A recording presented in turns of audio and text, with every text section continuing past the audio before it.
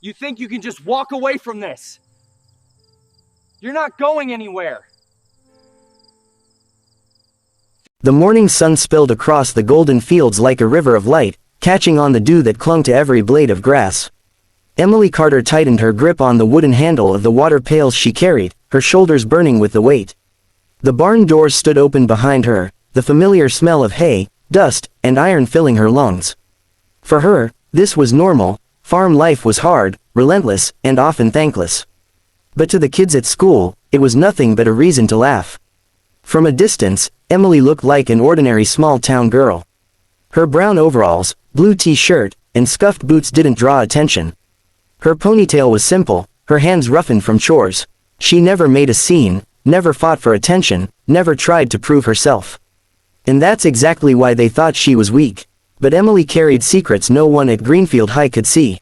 Behind those calm, steady eyes was a strength they couldn't imagine, forged not just in the fields of her family's farm but in the hidden hours inside the old barn, where a heavy punching bag swung beside the hay bales, and where her late father's voice still lived in her memory. Strength isn't about how hard you hit, Emily. It's about how hard you can carry the weight and still stand tall. This, right here, is where her story begins. And if stories like Emily's move you, tales of quiet people revealing extraordinary strength, then I invite you to subscribe to SoulTouch Stories. Each story here is meant to reach beyond entertainment, to touch something deeper inside us. Now, let's go back to the girl they called weak. High school was merciless for Emily. Her classmates noticed everything, her thrift store clothes, the faint smell of the farm that clung to her even after scrubbing in the mornings, the dirt under her nails that never quite washed away. The whispers started quietly, then became bolder, louder. "Hey farm girl, did you bring your goat to class?" Someone jeered once in the hallway. "Careful, don't track mud on the floor." Another shouted. Emily never answered, she just kept her head down, clutching her books tightly to her chest. She had learned long ago that words could sting, but reacting only gave them power.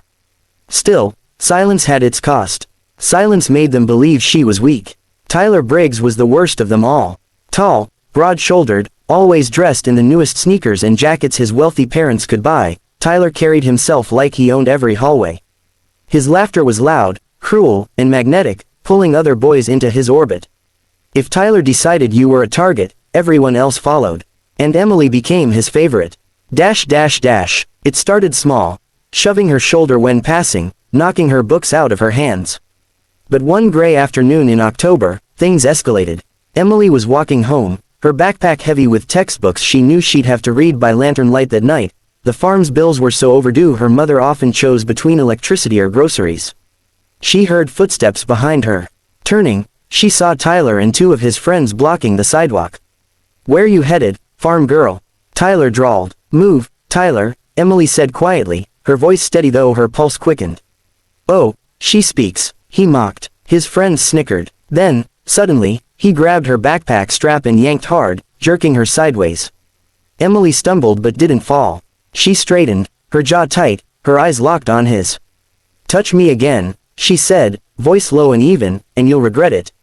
Her words weren't loud, but something in them silenced his friends for a moment. Tyler forced a laugh. "Or what, you'll sick your chickens on me." He pushed her again, lighter this time, as if testing her. Emily walked away. She didn't give him the satisfaction of seeing her rage. But inside, the fire burned. She heard her father's voice echo in memory. "The strongest fighters don't waste their fists on every fool that provokes them. They wait, and when the time comes, they strike once, and that's enough." The time came sooner than anyone expected. The annual fall fair was the pride of Greenfield, a weekend of food stalls, rides, games, and contests.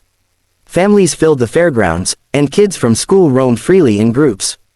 Emily had volunteered to help set up. She hauled crates of apples and stacked hay bales without complaint, her arms aching but her face calm. Tyler spotted her across the yard. His grin widened. He couldn't resist. "Hey everyone," he shouted, climbing onto a bale to make sure all eyes were on him. "Farm girl here thinks she's tough. Let's see if she can prove it." He shoved a heavy crate toward her. "Bet you can't even carry this without dropping it." Emily didn't answer. She just bent, lifted the crate with steady strength, and walked it across the fairground. Not a single apple rolled out of place. A few kids clapped. Tyler's smile faltered, then hardened. "She's showing off," he muttered, and then, in a flash of cruelty, shoved her shoulder hard, sending her stumbling in front of the crowd.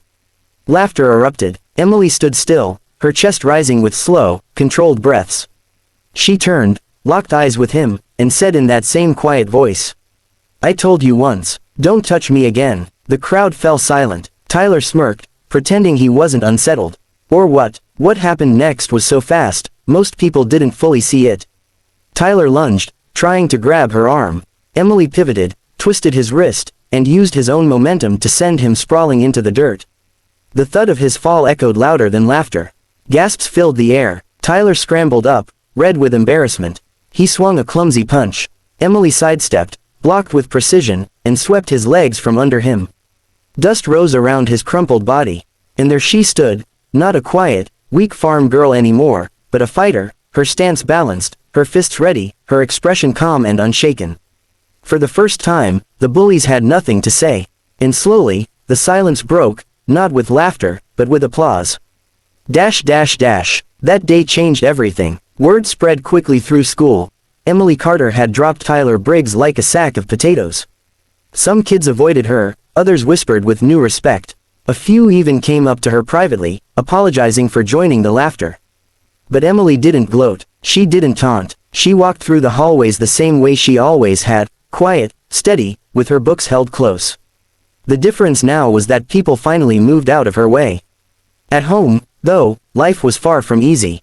Her father's condition had worsened, his once strong frame now frail against the hospital bed in their living room. Medical bills piled up. Her mother worked long shifts at the diner, her face lined with exhaustion. And Emily, after school, shouldered the farm chores alone. Every night, when the work was done and the house was quiet, she slipped into the barn.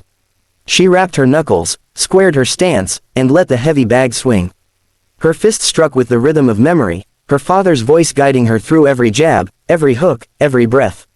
Keep your guard up, Emily. Never drop your shoulders. And remember, it's not about fighting people. It's about fighting for yourself. Tears sometimes blurred her vision, but she kept punching. Because she wasn't just training her body, she was keeping alive the bond with the man who had taught her everything. Months later, Emily entered her first amateur tournament. She stepped into the ring. Wearing borrowed gloves, the crowd barely noticing her small frame. But once the bell rang, the quiet farm girl revealed who she truly was. Swift, precise, unshakable, she won match after match, her opponents falling to her calm ferocity. By the end of the season, she had earned her first title. Not because she wanted glory, but because she had something bigger to prove. That strength comes from the struggles no one sees, from the battles fought in silence when the world isn't watching. And that, my friends, is the true story of Emily Carter. A girl who endured mockery, carried burdens heavier than most adults, and turned her pain into power. She didn't need the world's approval. She only needed to rise once, and when she did, every laugh turned into silence. If Emily's journey has touched you, if you felt that same quiet fire inside yourself, I'd love for you to like, comment, and subscribe to SoulTouch Stories. Each story here is built to remind you of the strength that lives in all of us, even when no one believes it's there. Years later, Emily would stand on bigger stages, medals gleaming on her wall. But when people asked her what victory meant to her, she never spoke of titles or applause. She simply smiled and said, "Strength is built in silence. People may laugh at you, but one day, when you rise, they'll see who you've been all along." And maybe that's the message you needed to hear today. Never mistake quiet for weakness.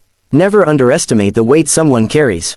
And never forget, the strongest hearts are often the ones the world laughs at first. Because one day, like Emily, you may find that your silence was not weakness at all, it was preparation.